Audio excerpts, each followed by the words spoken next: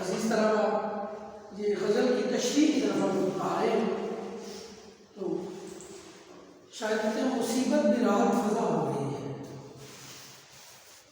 مصیبت کی راحت فضا ہو گئی ہے، تیری آرزو رہنما ہو گئی ہے۔ شاید کہتے ہیں میرے محبوب،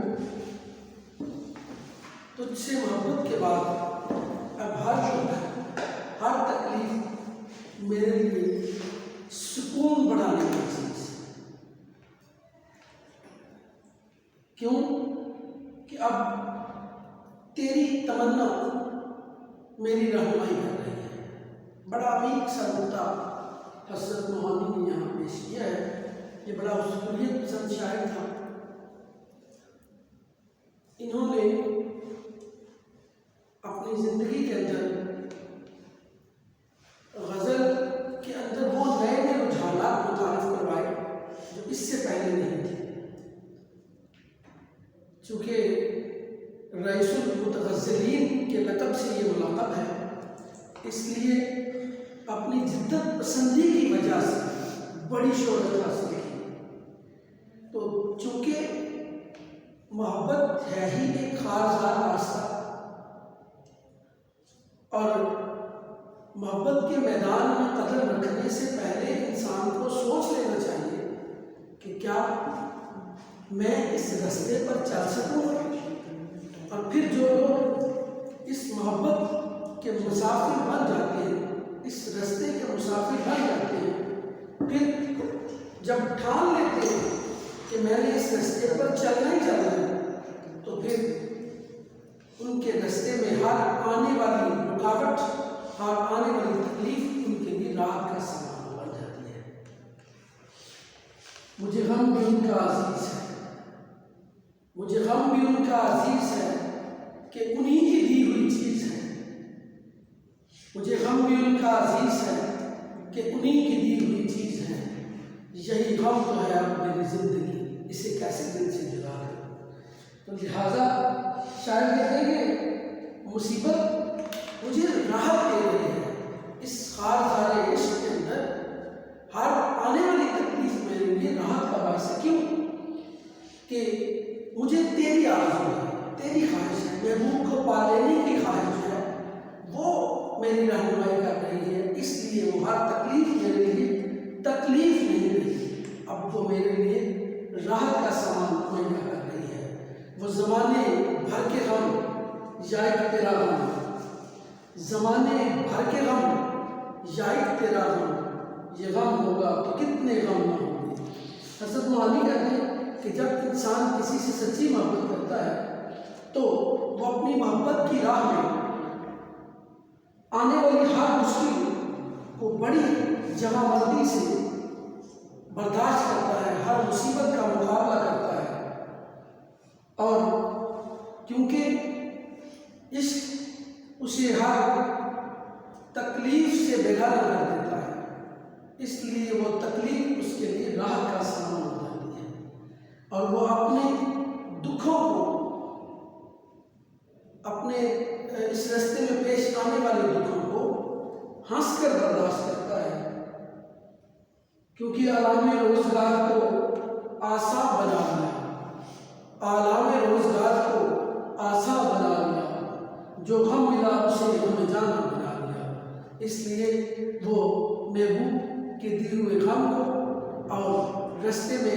آنے والی ہر رکاوٹ کو اپنے لیے تکلیف کا باعث نہیں سمجھتے بلکہ راحت کا سامان سمجھتے ہیں۔ مجھے غم بھی ان کا عزیز ہے کہ انہی کی دی ہوئی چیز ہے، یہی غم تو ہے میری زندگی، اسے کیسے دل سے جدا کروں۔ تو یہ میں اشعار کو آپ کے لیے لکھ رہا ہوں۔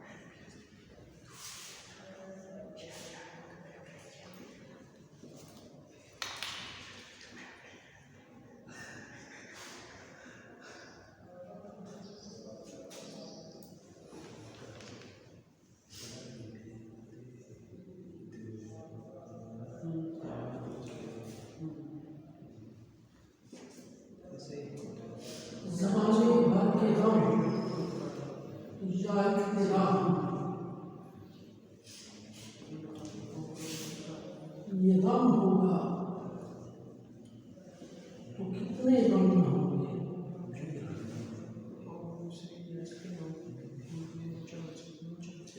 اور تیسرا شعر کہ آلام روزگار کو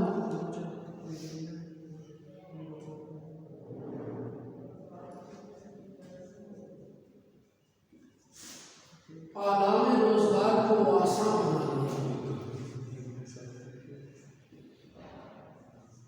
آلام روزگار کو آسان بنا دیا، جو غم ملا اسے غم جانا بنا دیا۔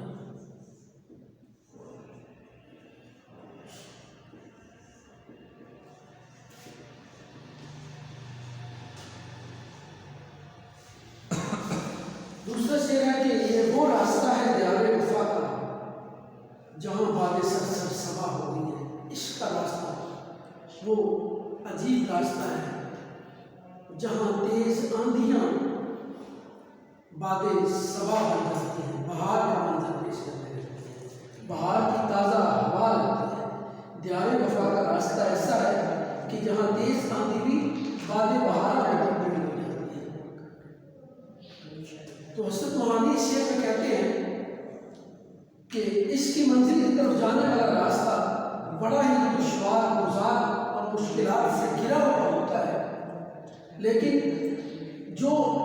اس راہ پہ چلنے کا سچا عزم کر لیتا ہے تو رستے کی کوئی تکلیف اور رکاوٹ اس کے پائے استقلال کو متزلزل نہیں کر سکتی۔ اور جب عشق سچا ہو تو کوئی وجہ نہیں کہ عاشق اپنی مراد کو نہ پہنچے۔ اس لیے باتیں سر سر سے مراد زندگی کی مشکلات ہیں، اور یہ سبا ہو جانا اس مشکل کو آسانی کی طرف منتقل کرنے کی بات ہے۔ کہ یہ راستہ ہی وہ ہے کہ جس راستے پر چل کر انسان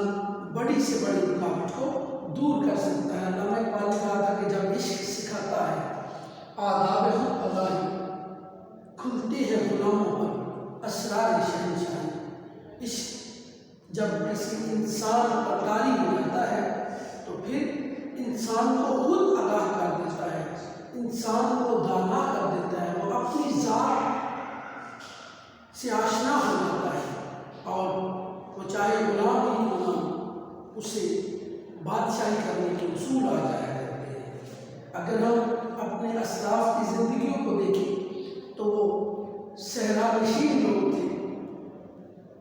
وہ صحراؤں میں رہنے والے قبائل میں بٹے ہوئے لوگ، عرب کے وہ قبائل میں بٹے ہوئے لوگ جب ان کو خود آگاہی کی منزل رسول اکرم صلی اللہ علیہ وسلم نے عطا کر دی تو پھر ان کے اندر عشق رسول اس حد تک گامزن ہوا، عشق رسول اس حد تک ان کے اندر جاگزین ہوا کہ پھر بلال حبشی جیسے لوگ کو بھی حضرت عمر فاروق رضی اللہ عنہ یا سیدی کہہ کر پکار رہے ہیں۔ تو لہٰذا ہم یہ کہہ سکتے ہیں کہ عشق کا راستہ جو ہے وہ ایسا راستہ ہے جہاں مشکلات نہیں رہتی۔ تو یہ ہم شعر سے لکھ سکتے ہیں کہ جب عشق سکھاتا ہے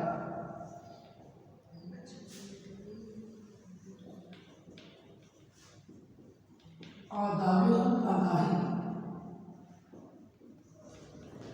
کھلتے ہیں غلاموں پر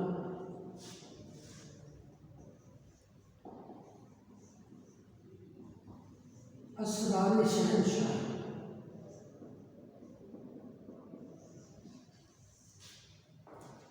اگلا شعر ہے تیسرا شعر ہے میں در ماندہ اس بارگاہ عطا کا، گناہ گار کی خطا ہو گئی ہے، میں اس بارگاہ سے بچھڑ گیا، دور ہو گیا ہوں، پیچھے رہ گیا ہوں، کیونکہ گناہ گار ہوں، ایک غلطی مجھ سے ہو گئی تھی۔ اس انداز میں دیکھا جائے تو ایک انداز یہ ہے کہ یہ تلمین شعر ہے، شاید انسان کی تخلیق کے بعد جب اللہ رب العالمین نے انسان کو فرشتوں سے سجدہ کروایا تو انسان کو عزت و عظمت حاصل ہوئی، لیکن اللہ رب العالمین نے ارشاد فرمایا تھا کہ لا تقربا هذه الشجرة، کہ تم اس درخت کے قریب نہ جانا، لیکن آدم علیہ السلام اس درخت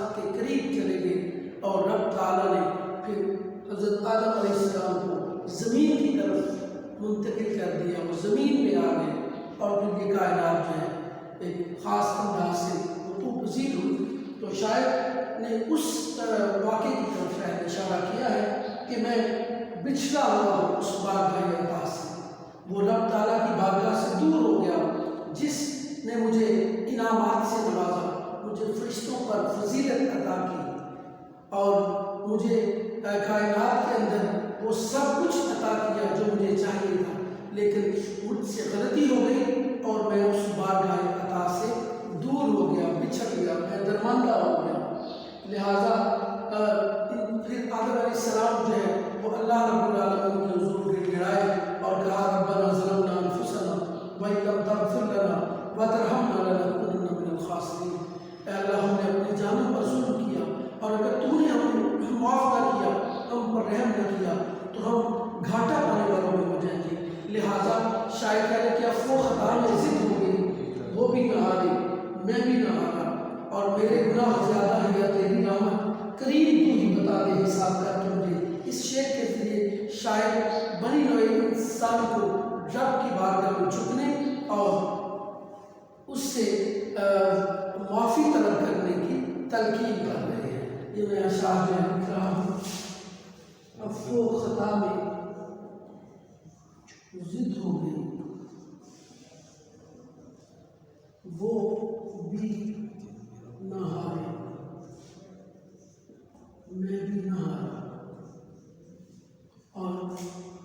میرے گناہ زیادہ ہیں یا تیری رحمت کریم، تو ہی بتا دے حساب کر کے مجھے۔ شاید کیونکہ اللہ نے خود فرمایا لا تقنطوا من رحمت اللہ، انسان کو رب کی رحمت سے کبھی مایوس نہیں ہونا چاہیے۔ تو شاید جو ہے اپنی جو انسان سے غلطی ہوئی اس کو یہاں بیان کر رہے ہیں کہ میں اس بارگاہ عطا سے بچھڑا ہوا ہوں، لہٰذا مجھ سے خطا ہو گئی تھی، اس لیے میں اس بارگاہ عطا کے قابل نہ رہا، اور اللہ رب العالمین نے مجھے جو ہے معاف کرے گا، تو پھر ہی بات بن سکتی ہے۔ تو مولانا ظفر علی خان نے کہا سراپا معصیت میں ہوں، سراپا مغفرت وہ ہے، خطا کوشی روش میری، خطا کوشی ہے کام اس کا۔ تو رب تعالیٰ جو ہے وہ معاف کرتا ہے، تب بھی بات بنتی ہے سراپا معصیت میں ہوں، سراپا مغفرت وہ ہے، خطا کوشی روش میری، خطا کوشی ہے کام اس کا۔